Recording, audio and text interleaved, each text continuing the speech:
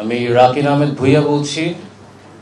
আর বাবা শহীদ major general Shakil Ahmed, আমার মা শহীদ নাজিন আহমেদ।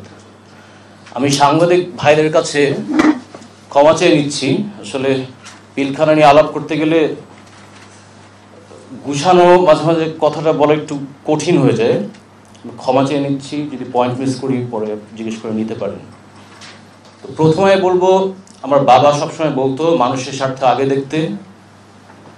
তো আমি কিছু ভিক্টিমদের কথা বলতে চাই।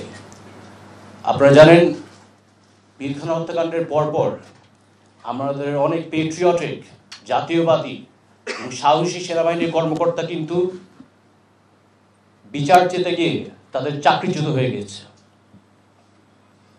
অনেক অফিসারদের কিন্তু জেলও হয়ে গেছে।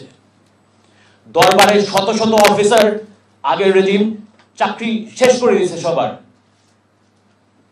অফিসারদের জীবন ধ্বংস করে দিয়েছে।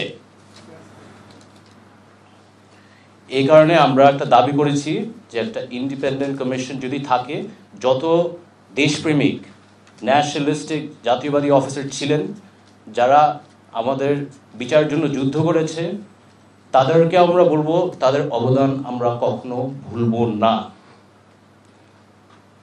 We will never forget ওরা কটুক করেছে আমাদের জন্য। আমরা চাই, যে কারণে সাকিব বললো, একটা ইন্ডিপেন্ডেন্ট কমিশন হোক, যেন এই ক্ষতিগ্রস্ত সেনাবাহিনী কর্মকর্তা যারা ন্যায় বিচার দাবি করতে গিয়ে তাদের চাকরি হারিয়েছে, তাদের জীবন ধ্বংস হয়ে গেছে, জেল খেটেছে, তাদের যেন ডু রিইনস্টেটমেন্ট থাকে এবং কম্পেনসেশন দেওয়া হয়। আমাদের বাবারা কিন্তু আমাদের বিডিআর সৈনিকদের অনেক ভালোবাসতেন, খেয়ালও রাখতেন, এটা আমরা সবাই জানি। তো আমরা শহীদ পরিবার হিসেবে মনে করি যে নির্দোষ বিডিআর সৈনিক যারা এখন জেল খাচ্ছে, সুষ্ঠু তদন্তের মাধ্যমে যেন তাদের মুক্তি দেওয়া হয়। তারা জেল খাটবে, তাদের পরিবারও কিন্তু আমাদের দায়িত্ব। আমাদের বাবারা যেহেতু দেখে রাখতো, আমরাও দেখে রাখা উচিত যতটুকু আমরা পারি। এখানে সুষ্ঠু তদন্তের মাধ্যমে যেন তাদের মুক্তি দেওয়া হয়। সাংবাদিক ভাইরা, আপনারা কিন্তু কম নির্যাতন সম্মুখীন হয়নি। আপনাদের ফ্যামিলিদেরও কিন্তু থ্রেট দেওয়া হতো, সবকিছু কিন্তু আপনারা প্রকাশ করতে পারতেন না। একটা ছোট একটা কাহিনী বলি, বিস্তারিত বলবো না বেশি। লাস্ট অনেক স্টেটমেন্ট আমি আসলে একটু স্ট্রেট ফরওয়ার্ডলি বলে দিই, তাহলে সেনা সন্তান তো রক্তে।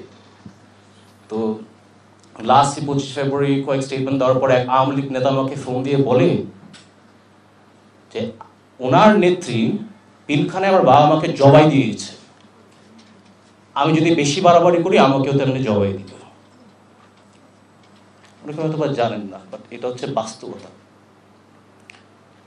আমি ওই লোকের বিরুদ্ধে মামলাও করবো না, কোনো জিডিও করবো না, কিন্তু আমি একটাই নিশ্চিত করবো, তার সন্তানকে শেখাবো বাবার নীতিটা যদি কখনো অর্জন না করো, কারণ এটা আমাদের পারিবারিক শিক্ষা। 25 ফেব্রুয়ারি 2009 সাল কি নির্মমভাবে হত্যা করেছে আসলে বলতে তো কষ্ট হয়।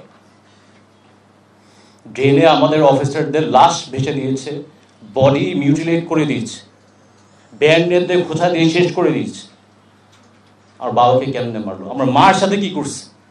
আসলে আমি সরাসরি বলে দিই, পৃথিবীর ইতিহাসে আমার মনে হয় না কোনো ইভেন্ট হয়েছে যেখানে একটা সিটিং প্রধানমন্ত্রী একটা বিদেশি রাষ্ট্রের সাথে ষড়যন্ত্র করে বাংলাদেশের রাজধানীর বুকে 57 সেনা অফিসার হত্যা করে। এই কারণে আমরা শহীদ সেনা দিবস দাবি করছি। এটার মধ্যে কিন্তু অনেক ইতিহাস, অনেক ইনফরমেশন কিন্তু এখনো প্রকাশ করা হয় নাই। আর ট্রায়ালের কথা একটা কথা বলি, তদন্তের কথা বলি। 15 বছরের ট্রায়াল তদন্ত আমরা মানি না, কারণ প্রধান যে হত্যাকারীর যে নির্দেশ দিয়েছেন সে তখন ক্ষমতায়, গণভবনে, সংসদে। খুনি কি আর নিজের বিচার করবে?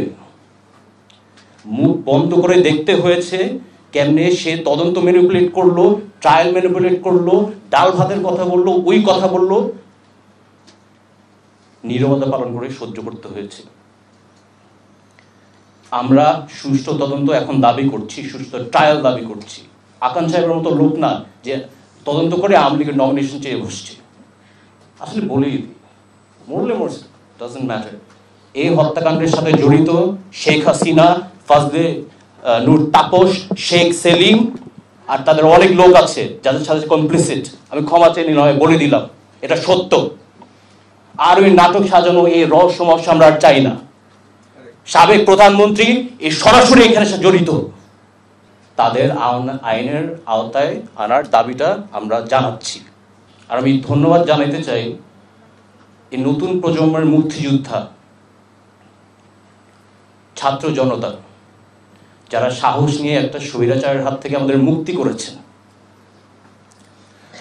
আমি আন্দোলনে ছিলাম, আমি গর্ব করে বলতে পারি। এর থেকে আরো গর্ব জানেন কার করি?